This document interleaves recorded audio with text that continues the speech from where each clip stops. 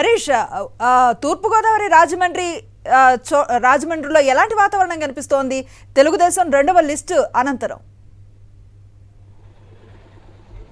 అనుశ్రీ, తూర్పుగోదావరి జిల్లా doctor BR Ambedkar Konaseema జిల్లా రంపచోడవరం జిల్లాకు సంబంధించి మొత్తం తెలుగుదేశం పార్టీ విడుదల చేసిన రెండో లిస్టులో ముగ్గురు అభ్యర్థులు ఉన్నారు.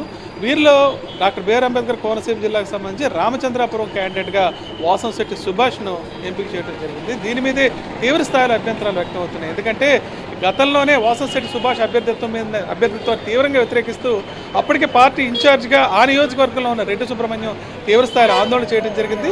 దీంతో పాటు రౌడీ షీటర్ మాకు వద్దని చెప్పి ప్లేకార్డులు కూడా ప్రదర్శించారు. తీవ్ర స్థాయిలో తెలుగుదేశం పార్టీలోనే గతంలోనే ఆందోళన వ్యక్తమైంది. ఇప్పుడు జనసేన పార్టీ తరఫున కూడా ఆందోళన వ్యక్తం చేస్తున్నారు. ఎట్టి పరిస్థితుల్లోనూ వాసంశెట్టి సుభాష్ను రామచంద్రాపురం నియోజకవర్గం నుంచి పోటీ చేస్తే ఊరుకునేది లేదని, తామెవరూ సహకరించని విషయాన్ని వీళ్ళంతా స్పష్టంగా చెప్తున్నారు. మరోవైపు రంపచోడవరం తీసుకుంటే ఇక్కడ 5 సంవత్సరాల నుంచి వంతల రాజేశ్వరి తెలుగుదేశం పార్టీ ఇన్ఛార్జ్ కింద ఉన్నారు. ఇప్పుడు ఆవిడని కాదని శిరీష అని కొత్త అభ్యర్థిని తీసుకురావడం జరిగింది.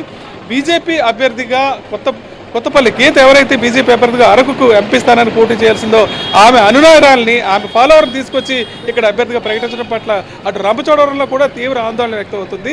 మరోవైపు రాజమండ్రి రూరల్ టికెట్ని కూడా పుచ్చి చౌదరి కేటాయించారు. దీని మీద కూడా జనసేన కార్యకర్తలు గురుగా ఉన్నారు. వీటన్నిటితో పాటు రాజోల్లో జనసేన అభ్యర్థిగా వరప్రసాద్ను ప్రకటించడం పట్ల మాజీ ఐఏఎస్ ఆఫీసర్ వరప్రసాద్ను ప్రకటించడం పట్ల తీవ్ర అభ్యంతరాలు వ్యక్తం అవుతున్నాయి. ఎందుకంటే అక్కడ 3 సంవత్సరాలుగా బొంతు రాజేశ్వరరావు పార్టీ ఇన్ఛార్జి కింద పెట్టారు. ఖచ్చితంగా ఈసారి ఆయనకు టికెట్ వస్తుంది అనుకున్నారు. ఈ నేపథ్యంలో పవన్ కళ్యాణ్ ఒక్కసారిగా టికెట్ మార్చి వరప్రసాద్ కేటాయించడం పట్ల రాజోల్లోనే జనసేన వర్గాలు తీవ్ర ఆందోళన వ్యక్తం చేసే పరిస్థితి కనబడుతుంది.